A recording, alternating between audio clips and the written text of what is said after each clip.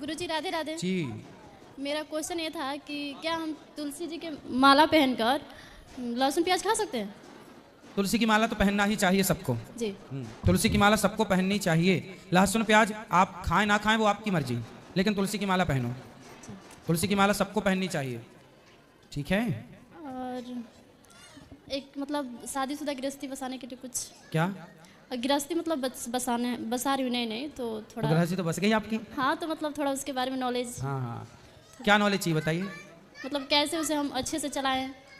पति आए हैं आपके? नहीं तो बिना पति क्या पाए हो? जी, मेरे सास ससुर आए हैं। अच्छा, तो पति को भी ले आते? काम है ना, तो क्या करते हैं? बस गाड़ी है अपना। और आप क्या करते हो? House wife. और क्या पढ़े हो, कहाँ तक हो? इंटर किया। ठीक है, ठीक है। कब हुई शादी आपकी? इसी साल। इसी साल मतलब 2024 में? जी। अभी जनवरी फरवरी में? जी। ठीक है। तो गृहस्थी कैसे चलाएं इसके कुछ हम टिप्स बता दें आपको। राधे राधे प्यारे भक्तों, श्री अनिरुद्ध आचार्य जी की प्रश्नोत्तरी में आपका स्वागत है, जहां मिलते हैं शास्त्रों से जुड़े हर प्रश्न के सटीक उत्तर। तो चलिए वीडियो पूरा देखते हैं। तो सास भी तो है बगल में? लेकिन सर बहुत अच्छी है। सास अच्छी है जी, तो आप दोनों की कुंडली मिल गई। हाँ। आप दोनों की कुंडली मिलेगी तो आपकी गृहस्थी बहुत बिंदास चलेगी। सबसे बड़ी गृहस्थी चलाने का सबसे बड़ा मंत्र है चुप। जी। क्या रहना है? चुप रहना। कभी अपनी सास को, अपने ससुर को, अपने पति को पलटकर जवाब नहीं देना। सबसे बड़ी गृहस्थी की टिप्स यही है कि आज जितने भी विवाद होते हैं सिर्फ इसलिए कि पति ने कुछ कहा तो पत्नी ने पलट के तुरंत जवाब दिया, सास ने कुछ कहा तो बहू ने पलटकर तुरंत जवाब दिया। पति को भी ये बात समझनी चाहिए और सास को भी ये बात समझनी चाहिए कि बहू कुछ बोले तो सास ये ना सोचे कि मैं तो सास हूँ, बड़ी हूँ, मालकिन हूँ।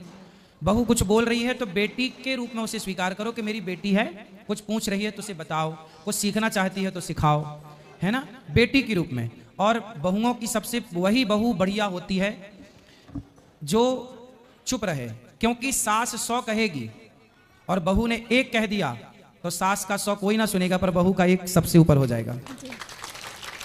ये रीति है, ये रिवाज है।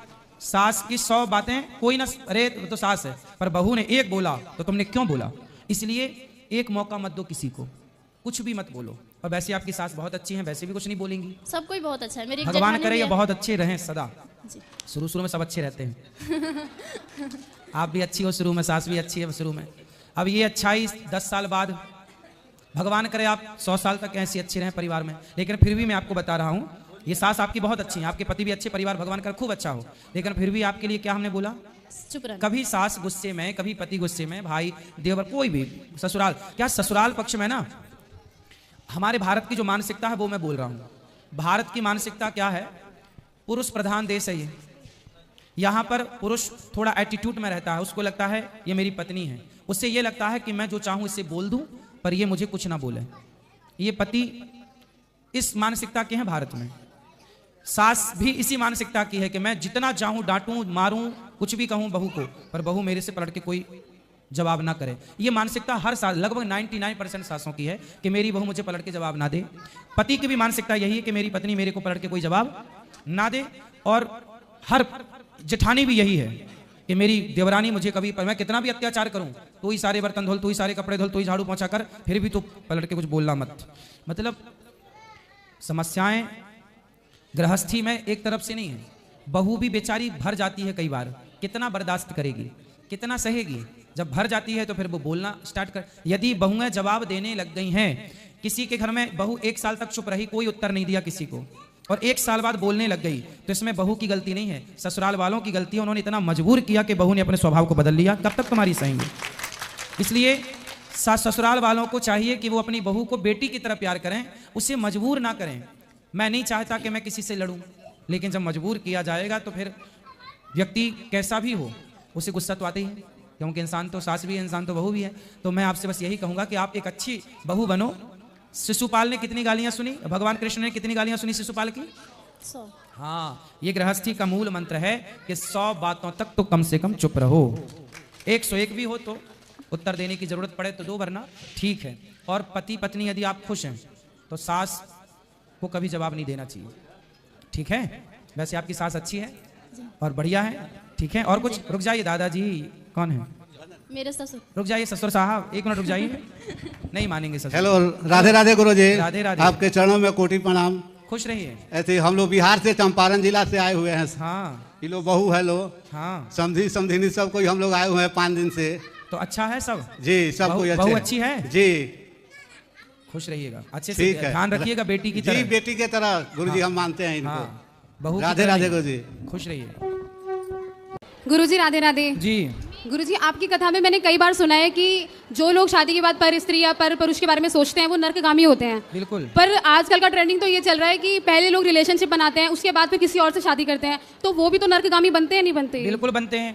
तो अगर उन्होंने रिलेशन बनाया भी तो शादी का आजीवन निर्वाह उन्हीं के साथ करना चाहिए ना। भाई जिसके साथ पहली बात तो देखो, शादी के पहले किसी लड़की को किसी लड़के के साथ रिलेशन बनाना नहीं चाहिए, क्योंकि यदि आपने रिलेशन बनाया किसी पुरुष के साथ तो वो लड़का फिर आपके साथ शादी करेगा ही नहीं। उसके मन में ये ख्याल आ जाएगा कि यार ये लड़की तो ऐसे ही है, आज मेरे संग बना रही है, किसी और के संग भी बनाई होगी, फिर वो लड़का नहीं करेगा आपसे ब्याह, क्योंकि वो समझ जाएगा कि ये स्त्री चरित्रहीन है।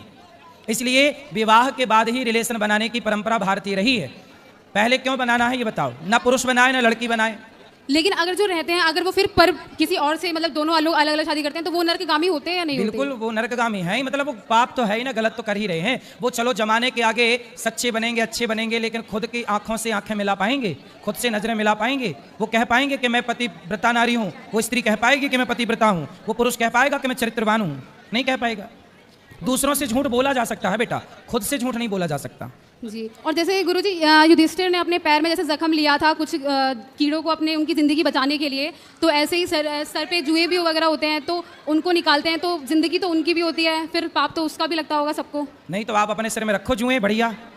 तो सबके बस यही जुए। पूछना था कि ज़िंदगी अगर उनकी है तो नहीं बढ़िया, वैसे जुए होना अच्छी बात है, सारा गंदा खून पी जाते थे। अब क्या होता है कि सारे जुए मर गए, अब गंदा खून आदमी के अंदर ही रह गया, तो आदमी की उम्र कम हो गई।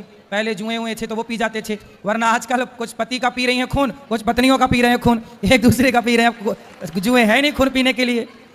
जी। तो सुनो, इसलिए बेटा लिव-इन में रहना, ये लिव-इन में रहना आप बताओ सही है कि गलत है? बिल्कुल गलत है गुरुजी। गलत है ना? जी इसलिए लिव-इन में नहीं रहना चाहिए। हाँ। और ये चीज़ सुनो एक बात, कल मेरे से एक बहन ने सवाल किया कि उसके बहन का विवाह हुआ, विवाह होने के बाद पता चला कि जिस लड़के से विवाह हुआ उस लड़के को एड्स की बीमारी है। डॉक्टर ने बताया कि एड्स क्यों हुआ?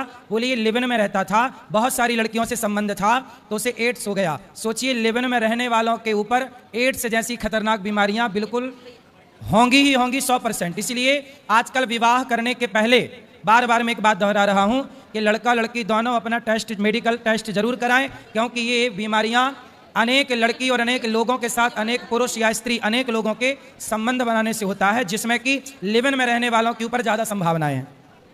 जी। धन्यवाद गुरुजी। खुश रहिए। राधे राधे गुरुजी, चरण स्पर्श गुरुजी। हाँ मैया। गुरुजी आपने हमारी जिंदगी बदल दी।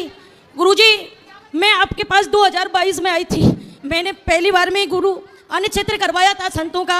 और गुरुजी मैंने जब मैं यहाँ से अन्नक्षेत्र करा के गई थी मेरे ससुर के नाम से, तो मेरे को सपने में दिखाई दिए, तो उन्होंने बोला, मैंने कहा चाचा तुमने रोटी खा ली? उन्होंने कहा था कि हाँ खा ली, 2 रोटी मैंने खा ली, 2 रोटी श्रीमन नारायण ने खा ली, 2 रोटी सुदामा ने खा ली। मुझे ऐसे उन्होंने सपने में दिखाया, तो मैंने कहा ठीक है पिताजी बहुत अच्छी बात है, इतना कह के वो मुझे दिखाई नहीं दिए। तो गुरुजी जब आपने कथा में बोला था, कई लोग कहते हैं कि ना कि भोलेनाथ को जाके और हनुमान चालीसा नहीं सुनानी चाहिए, लेडीज नहीं सुनाती है, लेकिन गुरुजी मैं जब से यहाँ से गई ना उसके बाद मैंने सुबह में और मेरा पति हम दोनों इतने भक्त हो चुके हैं गुरुजी कि मैं आपको कुछ बता नहीं सकती गुरुजी। रात और दिन टीवी देखते देखते रोते रहते हैं गुरुजी, और मैं सुबह 4 बजे उठ जाती हूँ गुरुजी। 4 बजे उठ के नहीं मैं गुरुजी शिव जी के मंदिर पहुँच जाती हूँ सेवा पूजा में, और 5:10 पे मैं उनको हनुमान चालीसा सुना देती हूँ गुरुजी। सही है। मेरा ये कहना है गुरुजी कि मैं ये जो शिव जी भगवान को मैं हनुमान चालीसा सुनाती हूँ, क्या गुरुजी ये सही है क्या? बिल्कुल सही है गुरुजी। जब से मैं सुनाने लगी हूँ ना गुरुजी, तब से गुरुजी मेरी जिंदगी बहुत बहुत बदल गई गुरुजी। 1 सेकंड गुरुजी, आज मेरे पति का एक क्वेश्चन है, एक सुन लो, आप सुनाएंगे? 1 सेकंड मेरा पति आपको सुनाएंगे। गुरुदेव प्रणाम जी। चरण स्पर्श। खुश रहिए। गुरुदेव मैंने जब आप कथा सुना रहे थे तो एक क्षण के लिए बिहारी जी के दर्शन किए थे आपने जी। आपने बिहारी जी के दर्शन किए थे और बस एक पल के लिए देखा था आपने, बिहारी जी के दर्शन हुए थे गुरुदेव। खुश जय रहिए। श्रीमान नारायण। जय श्रीमन नारायण। राधे राधे गुरुजी। जी। राधे राधे गुरु। पहले तो हम बड़े धन्यवादी हैं जो आप तरावड़ी शहर में पधार रहे हैं। हमारे ऊपर राधा रानी की बहुत कृपा है, बांके बिहारी की बहुत कृपा है जो सतगुरु हमारे शहर में आएंगे। बहुत आंखें आपका इंतजार कर रही हैं। कौन से शहर से हैं? तरावड़ी शहर से जी। तरावड़ी हमारे हैं? हाँ जी आ रहे हैं, ठीक है। तो गुरु जी मेरा ये प्रश्न है, जैसे संत महात्मा कहते हैं भाई कभी भी मंदिर में हम आए तो साधारण कपड़े डालकर आने चाहिए और अच्छे वस्त्र डालकर आने चाहिए। गुरु जी जैसे हम मंदिर में आते हैं, अभी भी कुछ लोग माता पिता भी साथ होते हैं और अच्छे कपड़े डालकर नहीं आते, उसमें माता पिता का दोष है या बच्चों का दोष है? उसमें किसको दोष लगेगा? कपड़े का कोई सवाल नहीं है, भाव होना चाहिए। मंदिर जाओ तो भाव अच्छे हो, कपड़े अच्छे हो ना हो, कोई दिक्कत नहीं। नहीं गुरु जी, जैसे संत महात्मा कहते हैं कि आप मंदिर में जाओ तो साधारण वस्त्र डालकर जाना चाहिए, ठीक है। अभी भी कुछ लोग ऐसे वस्त्र डालकर जाने चाहिए, माँ बाप भी साथ होते हैं, तो उसमें दोष किसका है, माँ बाप का या बच्चों का? भाई बच्चे कम कपड़े पहने, गलत कपड़े पहने तो माँ बाप का ही दोष है। माँ बाप इजाजत दे रहे हैं तो बच्चे पहन रहे हैं, माँ बाप इजाजत ना दें तो कैसे पहनेंगे? गुरुजी राधे राधे। गुरुजी मैं नोएडा से आया हूँ, जितेंद्र झा नाम है हमारा, और हमारी पत्नी भी आई है साथ में। गुरुजी यूट्यूब पे हमारी पत्नी आपको बराबर देखती है और मैं भी कभी कदाल देखता हूँ, गलत नहीं है, कभी कदाल देखता हूँ। तो गुरुजी हम दोनों में मिसअंडरस्टैंडिंग टाइप का हो चुका है और मैं तकरीबन 3-4 महीने से बहुत परेशान हूँ। कभी कदाल दोनों इंसान को अपने आप को लगता है जो मैं कुछ कर लूँ तो कभी मैं कुछ कर लूँ। उनका कहना ये है जो आपका किसी के साथ अफेयर है। आपका? हाँ मेरा, लेकिन ऐसा कुछ नहीं। कहाँ पत्नी आपकी? ये साथ में आई गुरुजी। बात कराओ, पत्नी कहाँ है? ले आओ उनकी पत्नी। अंशु थोड़ा आइएगा। क्या नाम है? अंशु झा। अंशु? हाँ। अंशु जी हाजिर हो। कहाँ है अंशु? ये पीछे बैठी हुई है। मैं अभी जस्ट आया हूँ नोएडा से, तो आपका लरबार लगा हुआ था। कहाँ अंशु? हाथ उठाएं। हाँ अंशु आयुष बुला दो बालक है हमारे। जल्दी लेके आओ, इस तरफ से जाना। जल्दी जाओ। तो ये ऐसा लगता है जो मतलब बड़ा बेचैनी हो जाती है कभी कभी। चलो बात करके समझा। कहाँ? हाथ उठाओ अंशु जी।